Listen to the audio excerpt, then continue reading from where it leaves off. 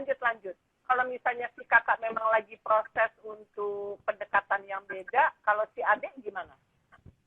Kalau adek ya anaknya kan memang chill gitu kan, Mbak. Jadi easy going aja gitu. Jadi kalau beda-beda. Kalau Zoe ini memang dulu itu challenge-nya dia adalah gimana dia bisa catch up sama sekolahnya. Jadi dulu di usia dia 2 tahun itu dia belum bisa bicara ya, belum bisa bicara, terus sempat bawa ke tempat tumbuh Dua kembang tahun. anak. Ada, ya 2 tahun, udah 2 tahun, mau 3 tahun juga nggak bisa menyusun kata-kata yang panjang gitu. Jadi kita coba untuk cari second opinion ke beberapa ahli gitu. Jadi ke bawah ke dokter tumbuh kembang anak, ke psikolog juga dengan berbagai macam label. Ada yang bilang gangguan bahasa ekspresi, ada yang bilang ina itu gitu. Dan dulu tuh aku Dan nggak nggak ada sabaran gitu, apa-apa. nggak sabarannya pengen cepet ada progres gitu ya. Aduh kasihan karena bentar lagi anak mau masuk sekolah nih umur 3 tahun gitu kan. Jadi dulu tuh sempet gerabak gerubuk gitu, terus sampai akhirnya ikut terapi lah, sosiointegrasi dan lain-lain. Akhirnya kita malah ngerasain progres yang luar biasa itu ketika ini anak bener-bener kita yang handle sendiri. Papahnya misalnya terapinya pakai musik. Nah saya yang bagian terapi untuk kognitifnya, untuk sensori auditorinya, pendengarannya, kemudian visualnya gitu untuk di rumah. Sampai akhirnya aku kurangin waktu juga untuk ambil pekerjaan yang long term gitu kerjanya, kayak syuting-syuting itu berhenti dulu hanya untuk bantuin Zoe stimulasi di rumah. Dan gongnya adalah ternyata setelah kami berlibur itu bener-bener progresnya luar biasa. Artinya apa? Ternyata invest waktu untuk anak itu sangat luar biasa, sangat-sangat luar biasa gitu. Jadi ya kita bersyukur sampai sekarang akhirnya Zoe nggak kesulitan lagi untuk berbicara dan berekspresi, malah sekarang kesulitan untuk suruh dia diem sesaat gitu ya. Ngemeng aja terus gitu. Ada aja gayanya Zoe. Ada aja gayanya. Ada aja pakai hak tinggi dengan cemong-cemong make up, dengan dia megang si kangkung itu, dengan Iya. dia apa aja gitu. Dengan sangat percaya diri. Itu kalau gua rasa itu kayak gennya daripada Baim ya, yang wilayah Zoe ya, enggak. Demi eksperimen gitu. Iya. Iya kayak gitulah. Jadi setiap anak memang challenge-nya beda-beda sih. Iya. Beda. Dan nggak bisa disamain ya. Jangan sekali-sekali kita ngebandingin. Oh dulu zamannya Ebi tuh Ebi udah bisa ngomong dari umur 1 tahun gitu. Nah nggak bisa dibandingin gitu. Iya. Saya sudah melewati semua itu. Fase saya sudah tinggal menunggu kalau sekarang. 3 rapat menikmati. Kalau Nas masih dalam fase sedang berjuang untuk. Kalau saya menikmati sudah 3 rapat. Jadi fase-fase cerita ini sudah pernah dirasakan, sudah pernah dilakukan. Kepala jadi kaki jadi kepala. Jadi kepala. Emosian darinya kencang, akhirnya nggak punya rasa sama sekali ngadepin anak-anak. Dan saya bersyukur punya rasa yang tidak terlalu koneksi kepada ketiga anak. Karena apabila terjadi sesuatu di dalam perubahan mereka, saya nggak terlalu baper sebagai ibu. Dan itu yang membuat saya lebih aman untuk menghantarkan anak di step-step yang memang harus mereka lalui. Begitu. Itu amannya. Tapi saya yakin, di balik ibu yang kuat, ada bapak yang tenang, yang bisa untuk memberikan satu bumper gitu ya, kekuatan untuk membuat si ibu juga nggak gelisah. Bapak yang tenang, Pak. Bapak yang tenang, Pak. Bapak yang tenang kalau ada anaknya dihubungi sama cowok gitu ya. Itu Bapak tenang aja. Itu masih anak Bapak, Pak. Masih lama. Itu anak Bapak loh. Itu bukan anak siapa-siapa. Anak Bapak gitu ya. Memang bapak-bapak yang apa Baik? Ya memang kayak bapak-bapak ini memang lebih ikatannya tuh kayaknya lebih gimana gitu, ngebayanginnya udah visioner banget, udah ke depan gitu ya. Aduh nanti kalau anak aku sampai udah nanti anak aku nggak boleh sekolahnya jauh-jauh gitu, itu bapak. Itu bapak. Bapak. Oke. Ya mungkin kalau saya lebih yang ke depan, lebih yang khawatirnya tinggi. Saya dapat pasangan yang lebih tenang, udah tenang. Jawa biasa kan Tika, lebih tenang udah, nanti ada waktunya udah. Kan begitu. Sementara saya perempuan yang nanti kalau dia begini gimana? Ini nanti dia gimana? Ada kekhawatiran lebih tinggi mungkin karena ibu sama anak itu kan memang dekat urusan psikologis. Betul. Tapi nggak masalah, setiap rumah tangga nggak bisa sama, tinggal dapat celahnya aja cari untuk bisa formulanya ya. Gitu ya. Betul sekali. Aku pengen dengar kalau Mbak Im lagi merayu anak-anak atau lagi ngobrol dengan anak-anak, biasanya kegiatan nyanyinya itu kayak apa sih, Mbak Im? Ayo dong nyanyi, aku mau dengar. Jadi ya kalau Kamu ngomongin itu foto jago, ngerayu perempuan jago, kamu masak jago, kamu ngedeketin anak-anak juga termasuk jago. Ayo tunjukkan kejagoannya Mbak Im gitar. oh kalau sebenarnya kalau urusannya dengan anak itu sesuatu hal yang berbeda 100%. Jadi yaitu saya sama Tika tidak melakukan pendidikan dengan anak kayak zaman dulu. Jadi sebenarnya kita agak ngalah keras. Jadi ketika anak bisa nyanyi pun itu sebenarnya perjuangannya agak berat. Kayak si Ebi, alhamdulillah bisa nyanyi 3 lagu single dia ada rilis.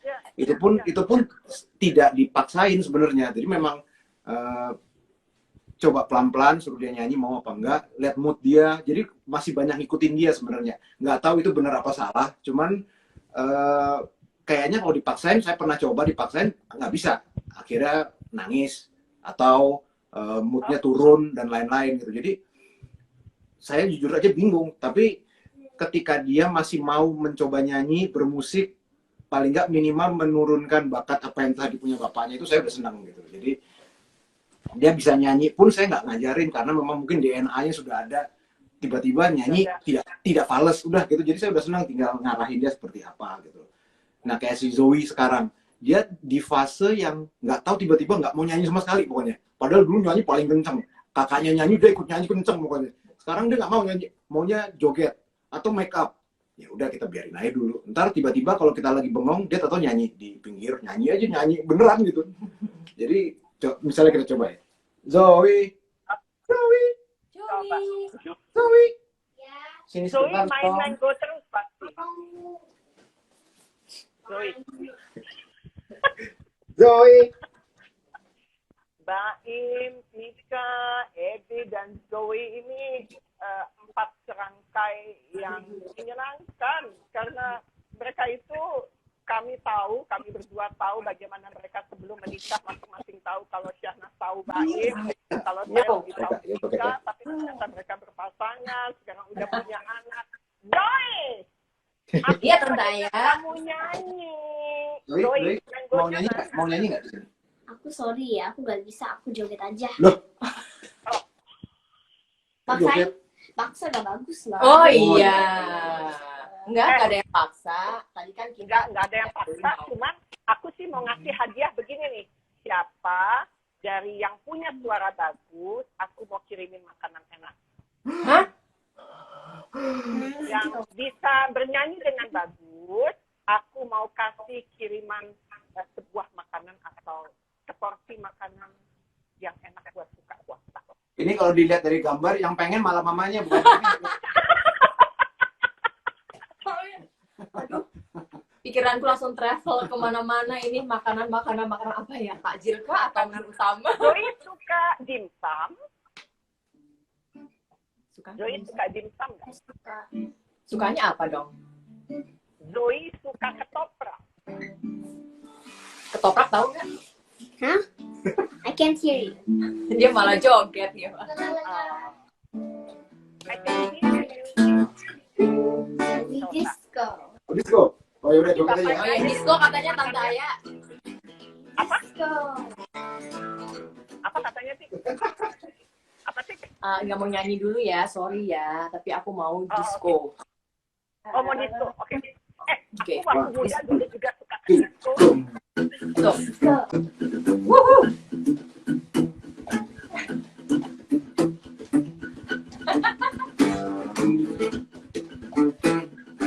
Oh, oke.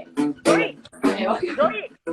Zoe, aku punya kuncir. La la la, I can't hear you. Tuh, lihat. Tante Aya punya kuncirnya. Zoe, aku punya kuncir. Wow. Aku punya kuncir. Zoe juga ada kunci. Zoe, goyang lagi Zoe. Aku pengen lihat kamu dansa. Coba. Zoe, aku punya Dansa gimana kalau dansa? Zoe, disco. Kepalanya dong goyang. Zoe, goyang kepalanya. Anda gimana sih kalau itu? Iya.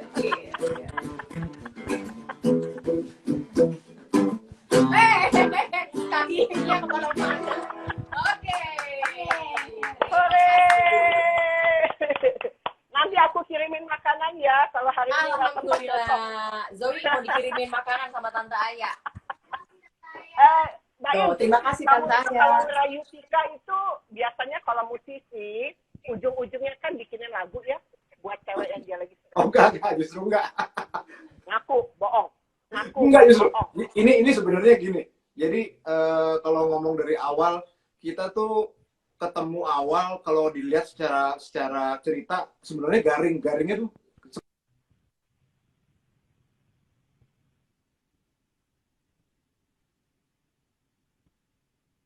puter.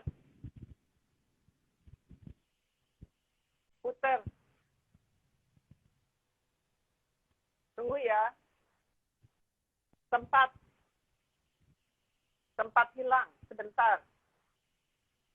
Mbak Im, aku tidak mendengar suaranya. Sebentar ya. Wah, tunggu ya. Wah, lag. Malah lag. Tunggu ya. Tika, coba ya. Send a request lagi, nanti saya akan invite kembali. Hilang. Coba. Wah, baru mau nyanyi. Coba kita akan lihat gimana sih musisi kalau lagi merayu pasangannya. Nah, coba ya Tika. Boleh invite lagi nggak? Nah, ini dia. Coba. Kenapa mendadak hilang? Coba. Ini akibat daripada poni. Maaf ya. Nah, jangan hilang dong. Ayo, coba. Ayo, Mbak Im. Jadi gimana ceritanya? Lagu Ketemunya.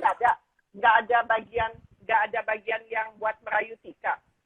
Biasanya musisi kan senjatanya begitu. Ini lagu buat kamu loh sayang. ini udah on ya? Udah on ya? Udah dong. Oh, Udah. iya, kayak tadi saya lanjutin ceritanya. Kenal Tika pertama kali itu sebenarnya bukan di tempat entertainment, bukan di tempat disco, bukan di nightclub, bukan di cafe, bukan di mana, tapi Di kampus. di kampus saya lagi ngambil. Ya ampun. Oh, kan. pernah manggung di sana soalnya. Oh, oke. Jadi kenalnya juga pas saya lagi ngambil pasca sarjana S2. Sebetulnya saya lagi sekolah, lagi kuliah. Tiba-tiba ada bintang tamu datang. Ngapain waktu itu ngasih apa ya? Ada seminar inilah, ada kuliah Tambahan, ada tamu datang untuk ngasih insight katanya. Putri Indonesia 2004. Wah, itu yang kemarin lagi seru tuh kayaknya, pas lagi heboh-hebohnya lah pokoknya.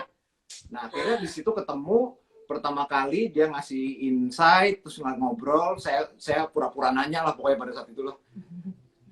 Akhirnya nggak tahu pada saat itu, ya itu kayak orang bilang love in the first sight mungkin ya. Di situ udah langsung di kantin, saya ingat mesen bubur, saya nggak doyan usus aja, usus saya makan tuh pada saat itu soalnya saking bengongnya gitu kan. Bengong, ini kayaknya ngebayanginnya udah yang kekawin, pelaminan, terus mesen ini, udah yang aneh-aneh gitu loh. Ya akhirnya saya minta nomor teleponnya, terus nggak dapet tuh pada saat itu nggak dapet. Akhirnya temennya yang kebetulan temennya Tika, teman kampus saya ngasih akhirnya. Saya SMS dulu belum ada WA, SMS pun balesnya seminggu 2 minggu kemudian. Jadi kalau ngomong ngerayu, saya nggak ada waktu untuk ngerayu pada saat itu karena memang to the point semua, dan Tika pun ngejawabnya juga dengan gaya Putri Indonesia yang lumayan serius. Halo, apa kabar Mas? Oh enggak, justru aku nggak basa-basi. Justru aku tuh nggak ngomongnya suka. apa sih? Aku cuma gini aja, aku telepon, jadi aku nggak balas Mbak. Aku langsung telepon aja, halo Mas Bayi, maaf ya gitu, nggak belum sempat balas SMS-nya karena ini lagi di Jogja, lagi syuting film gitu. Jadi aku telepon langsung aja ya. Nggak lama itu kok nggak ada suara, ternyata dia jatuh. Gedebuk gitu katanya, dia lagi kaget mungkin katanya gitu. Oh. Itu saya lagi ada di stasiun TV, lagi soundcheck ada telepon tulisan Artika Sari Devi. Wah, itu lagi nyanyi, lagi GR, saya tinggal. Wah, nggak penting. Orang TV ini lebih penting buat hidup saya. Jadi akhirnya dari situ baru mulai berlanjut. Ya kalau ngomong ngerayu ya ngerayu standar sih, saya nggak ingat ada rayuan yang dahsyat sih, nggak ada sih. Mungkin kalau dia ngerayu justru mungkin aku nggak Ilfil, akan, Mbak, iya aku akan ilfil kali Mbak. Tapi ingat banget kenapa bisa cocok dan nyambung waktu ngobrol itu karena kita random ngobrol apa aja sampai ngebahas masih penting nggak sih sebenarnya ada KBN itu di negara kita gitu kayak gitu-gitu. Jadi yang pokoknya dan pada saat itu kayaknya cuma dia laki-laki yang nekat gitu ya yang ngajak ngobrol Putri Indonesia dengan sangat casual banget karena biasanya tuh kalau mungkin di pikirannya ya kebanyakan pada saat itu kalau mau ngajak Putri Indonesia tuh ngomongnya harus yang formal terus yang ya pokoknya inilah apa namanya pada saat itu aku ngelihat bahwa ini laki-laki ini emang sangat pede banget gitu sampai dia bisa nyusul ke lokasi syuting. Kalau nyusul ke lokasi syuting di Jogja itu membuat aku sih prestasi dan apalagi datangnya numpang di mobil papaku Mbak. Papaku tuh orang yang paling dekati gitu. Itu killer banget gitu papa tuh. Makanya aku nggak pernah kenalin temen cowok ke papa gitu, ke mama juga gitu. Cuma ini dia tiba-tiba langsung jadi suami.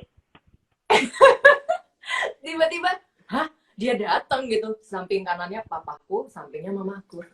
Dia, hah? Waduh, cari mati nih. Gitu. Jadi kamu jagain ya. Pintar nikung-nikungnya tuh pintar, hebat. Tapi memang ini pelajaran juga buat para pasangan muda nanti.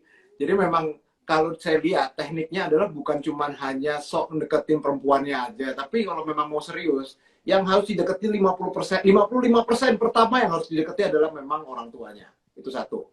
Untuk bisa approve A, B, C, D, F, G minimal. Walaupun saya akhirnya ngajak dia pergi, yang nemenin satu kampung juga akhirnya.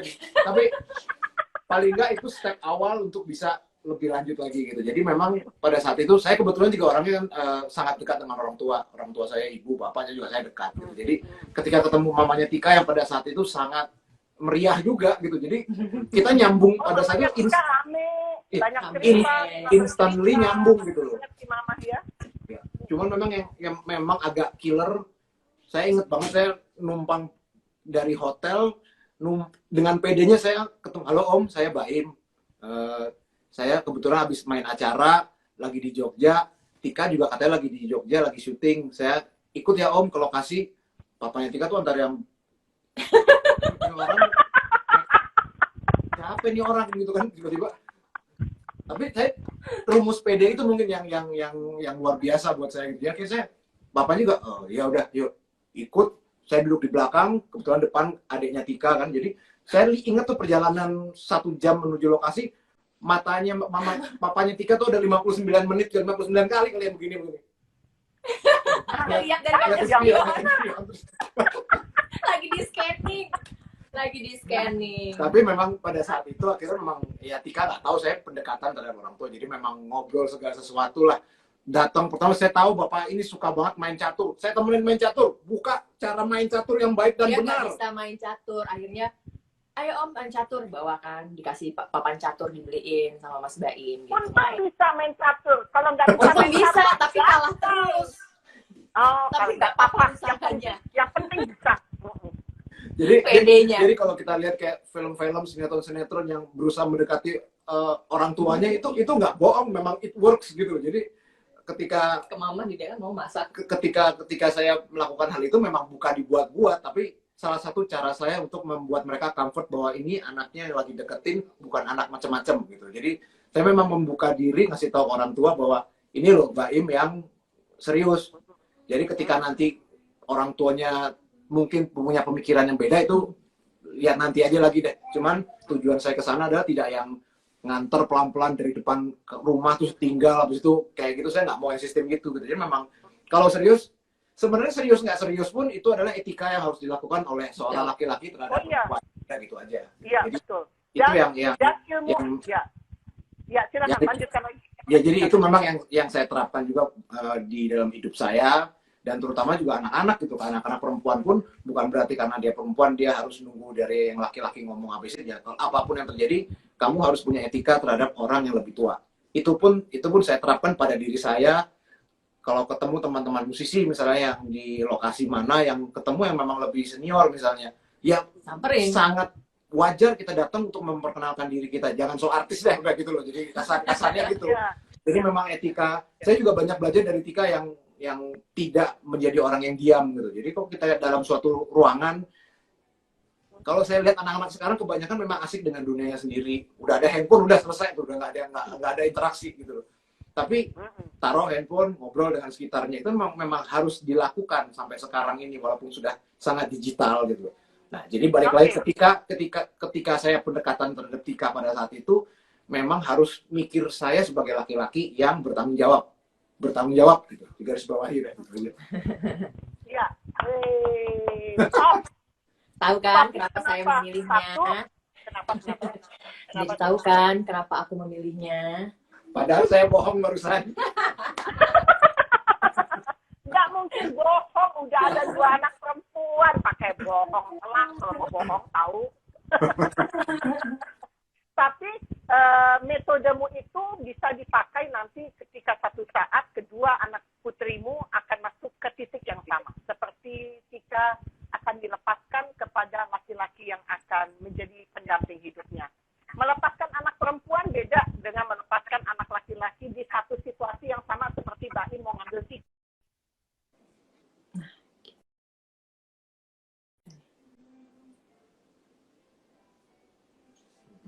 Saya punya anak satu perempuan.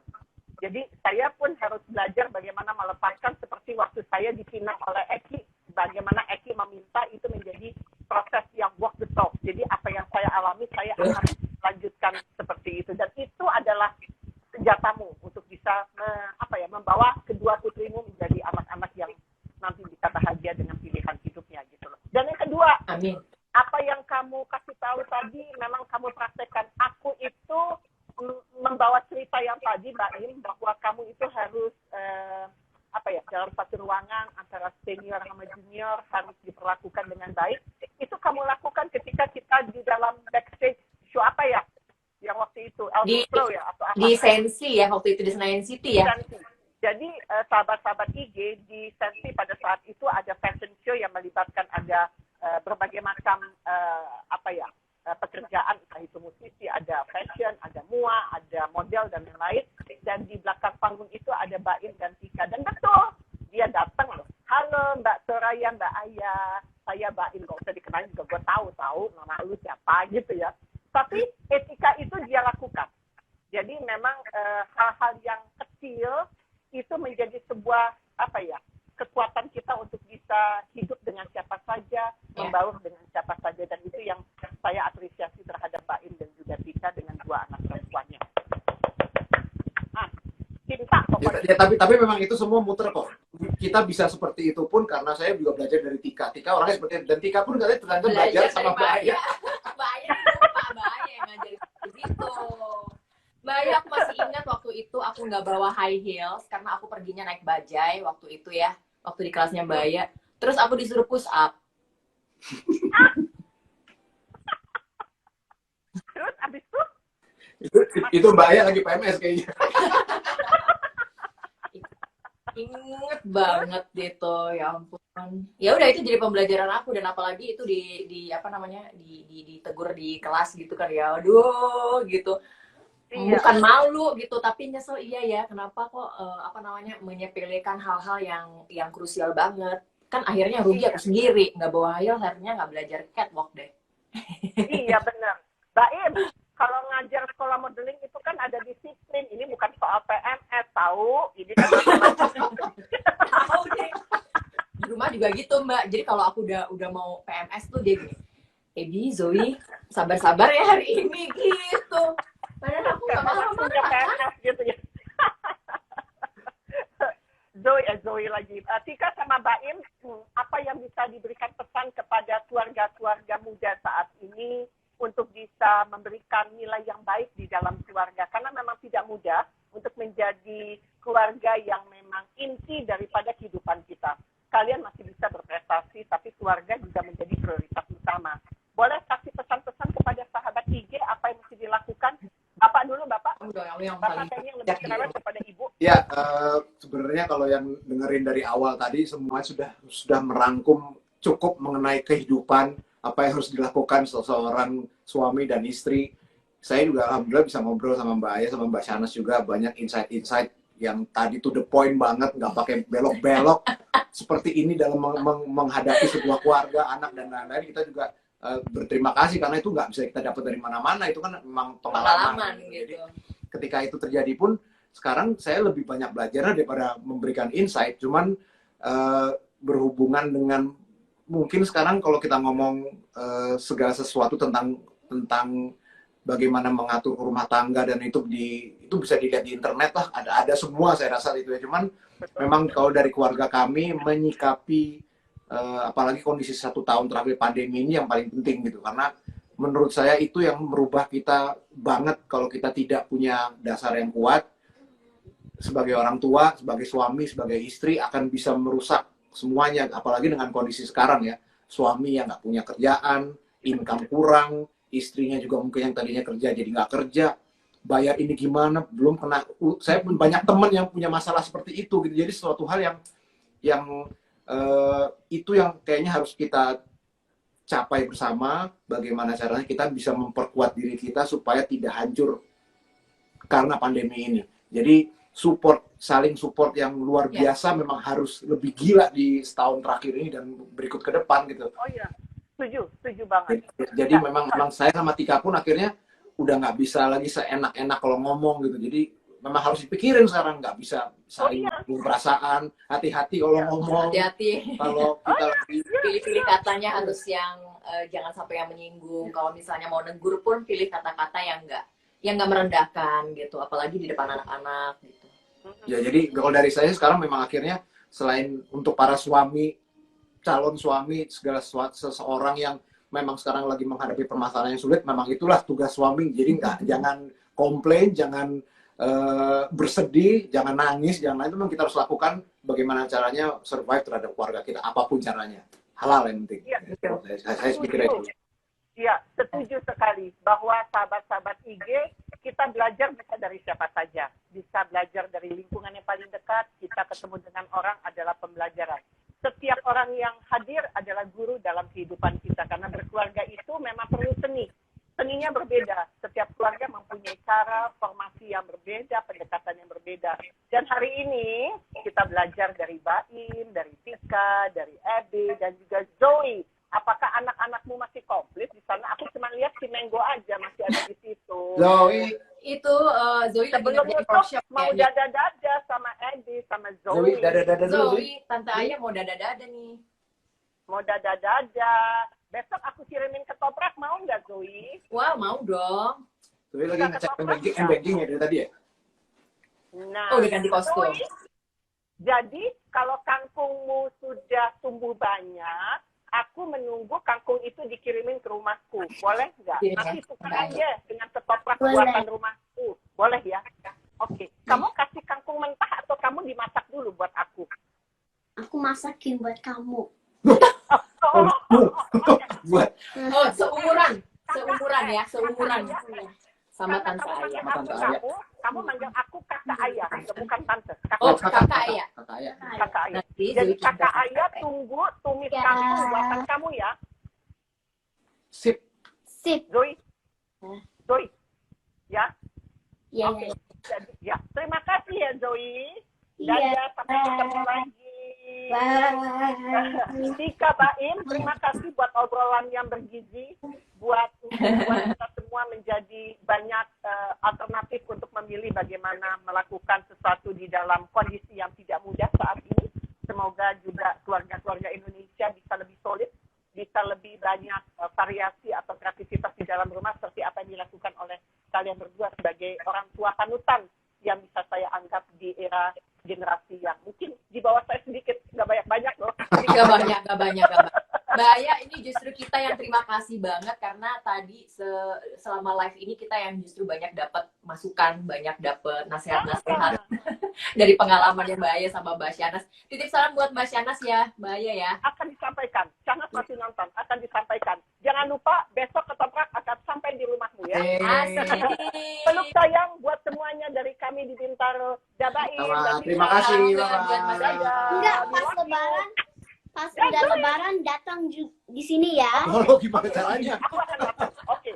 Kangkung, jangan lupa. Kangkung. Bye.